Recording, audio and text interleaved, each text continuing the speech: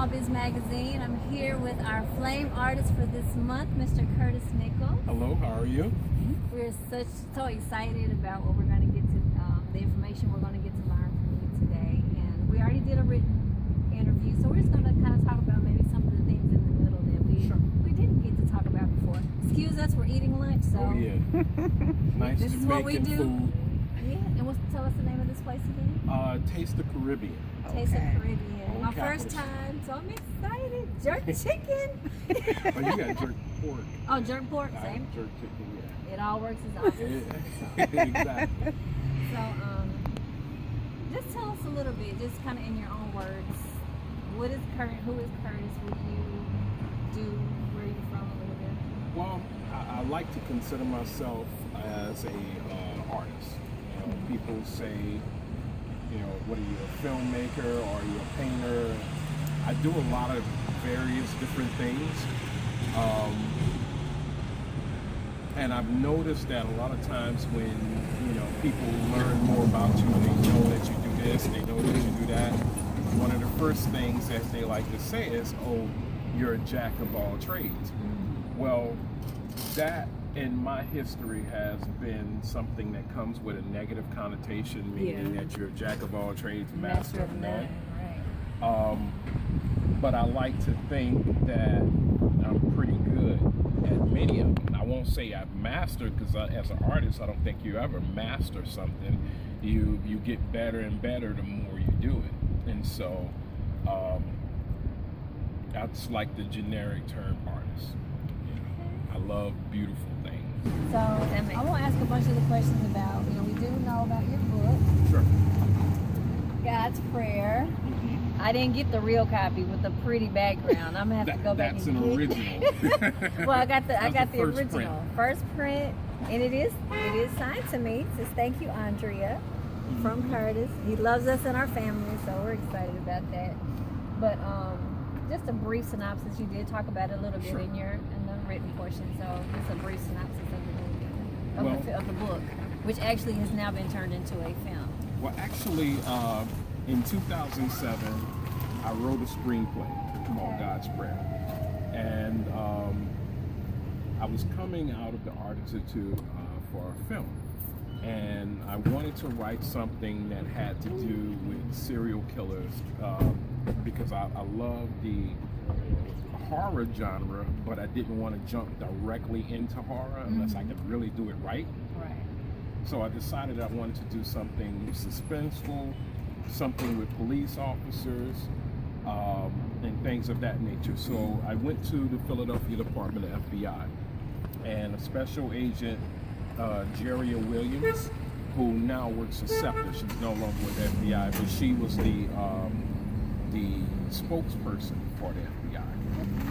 She connected me with a few FBI agents, and we began studying. They began teaching me about serial killers and various different serial killers. So I thought it would be a good idea if I had this detective that was tracking a serial killer, and the serial killer is looking for sexual predators, right? That's his victim. He seeks out these rapists and pedophiles, repeat offenders, and try to find a way to get their souls to go to heaven. He believes that they can't be fixed, so to speak, right? So what he does is he gets them to repent, and then once they repent, he kills them so their soul can go to heaven, and they can't fall back into sin. That's amazing. Then he goes to his priest, and he confessed to his priest, and his priest can't tell. Right. So he absorbs himself of his sins by confessing it to God, and then repeats the process. Wow. So you have the conflict of the priest who can't say anything because it's supposed to be between him and God, and Right. so he can't tell anybody. And once the sin has been dissolved, then what do you know? You can't do anything. Now you're forgiven. Exactly, you're forgiven.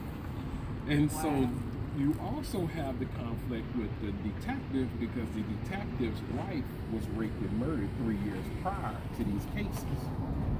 And they don't figure that out until there's several victims in. So what do? here you have a detective who's like, well, this guy's doing something I probably wish I could do myself. Right. But at the same time, I have to do my job.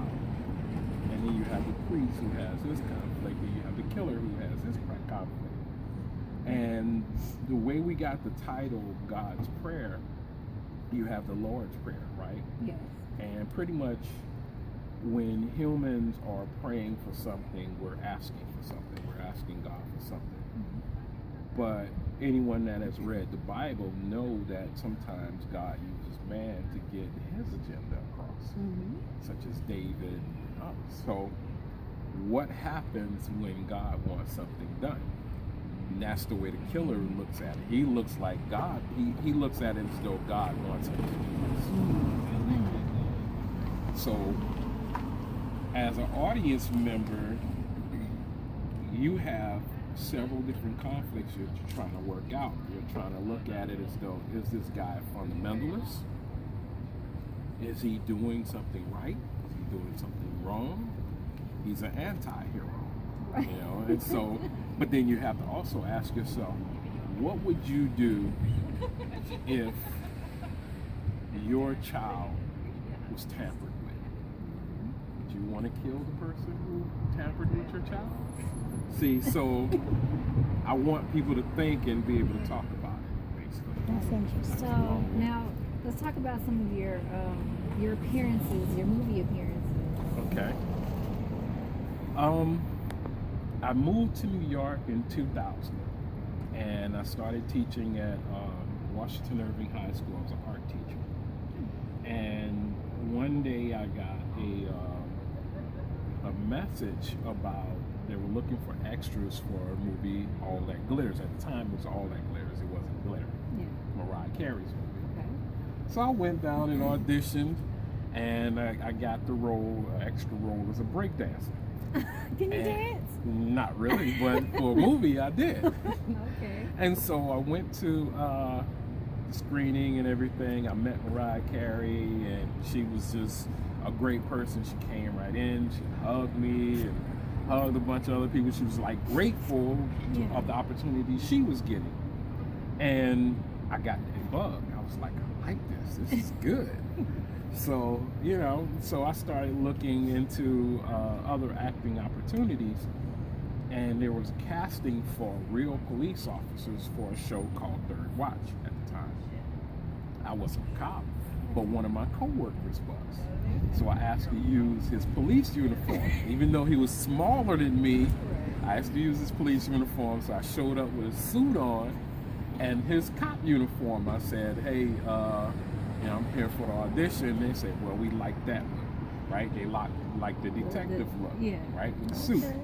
So they cast me, and I went and I bought a police uniform, right? I wasn't union at the time, and there were times I was just a background cop, but there were times when I wasn't casted. I would call the casting agency and find out where they're going to be shooting at. I'm on the phone listening to the messages to find out what street they're going to be on at what time and things of that nature.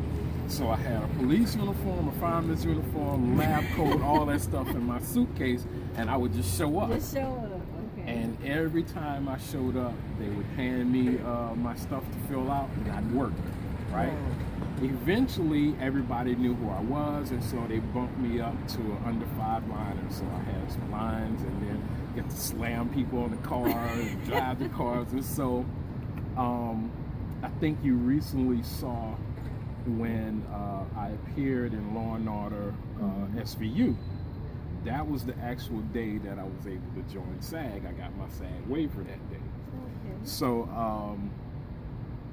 I'm in quite a few things. Brown Sugar. Yeah, I saw you on Brown Sugar out there in the audience. I was so excited. I was like, there's Curtis! Yeah, it's crazy. But I loved it so much. Yeah. I did Law and Order Criminal Intent, Changing Lanes with Samuel Jackson, Ben Affleck. What were you in that? I was a lawyer. Were you? Yeah, background lawyer. I'm going to have to go back and look all these movies back up and look for you. As you said, SVU. Mm-hmm. That's the one SVU with, and Criminal Intent. Criminal Intent is the Yeah. one that I like. That Yeah. was with D'Onofrio. Yes, Oh. yes. The thing that I like about film, you know, I'm a painter, I sculpt. These are all things that I can do alone. But what I love about film is you have a bunch of artists. I love and hate. Well, what's next? You have a bunch of artists that come together to create one piece of art. You know, it's very difficult, but the end result is beautiful. Absolutely. Well, I've just enjoyed everything that you've shared with us. I guess we won't talk too much longer so we can get our food eaten up. But one last thing, is there anything else that you want people to just know about you? Maybe how they can reach you as well, or when they'll be able to be able to watch your movie, or well, that part I don't actually know. You know, we're either going to release in the fall or it's going to be winter of next year. But if anyone is interested in acting or producing or doing anything involved with film, I'm highly interested in just being creative and doing what I do. So if I can get people to reach me either Facebook, Instagram at Curtis Nichouls or curtis.nichouls@gmail.com. And spell Nichouls for us. Nichouls is different. It's spelled Nichouls. Nichouls@gmail.com. Those are the best ways to reach me. So when people are interested, do they need to already have experience? Oh, no. In this last film, I stuck practically everybody in there. I got the new sheriff in the movie. I have detectives. I use real detectives, real police officers. If you're a drug dealer in the movie, you were probably a real drug dealer. If that's what you do, that's what you're going to be in the film. I want authentic. So I think like my first year in film school, the professor was asking us why we wanted to be a director. But his thing was, if you can teach someone to lie convincingly, then you're a director. Wow.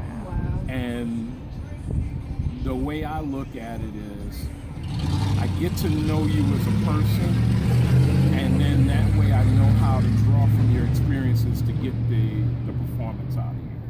You know, so no, you don't have to have experience. I might have to put my name on that hope list for me next time.